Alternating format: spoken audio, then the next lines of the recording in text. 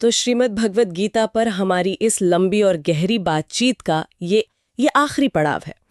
17 अध्याय सुनने के बाद युद्ध के मैदान में खड़ा अर्जुन अब भी एक आखिरी सवाल पर अटका हुआ है। हाँ। और ये सवाल शायद आज के हसल कल्चर और क्वाइट क्विटिंग के दौर के लिए सबसे जरूरी है। क्या असली शांति काम छोड़ने में है या काम करने के तरीके को बदलने में? बिल्कुल, ये वो आखिरी गांठ है जिसे कृष्ण खोलते हैं। अर्जुन की दुविधा हम सब की दुविधा है। सही बात है। क्या जिम्मेदारियों से भागकर हिमालय पर जाकर ही सुकून मिलेगा, या फिर दुनिया में रहते हुए अपने काम करते हुए भी आजाद हुआ जा सकता है? अध्याय 18 इसी एक सवाल का सबसे प्रैक्टिकल और गहरा जवाब है।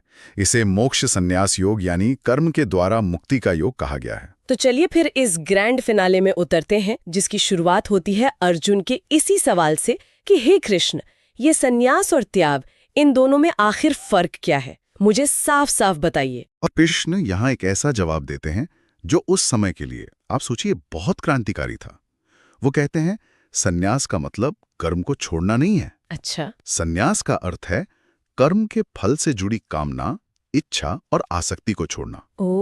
मतलब जॉब छोड़ना संन्यास नहीं है, बल्कि प्रमोशन, सैलरी हाइक के तारीफ की उम्मीद को मन से निकालकर अपना बेस्ट देना संन्यास है। वाह, मतलब एक्शन को नहीं, एक्शन के पीछे की नीयत को बदलना है। एग्जैक्टली। कृष्ण तो और आगे जाते हैं।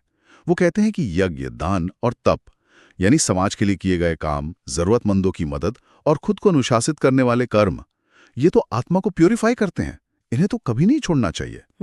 जो इंसान सिर्फ इसलिए काम छोड़ दे क्योंकि उसमें मेहनत लगेगी, या डर के मारे, या आलस में, तो वो सन्यासी नहीं है, वो पलायनवादी है, वो भाग रहा है। और यहीं से बात और दिलचस्प हो जाती है, क्योंकि कृष्ण कहते हैं कि हर तरह का छोड़ना या त्याग भी एक जैसा नहीं होता।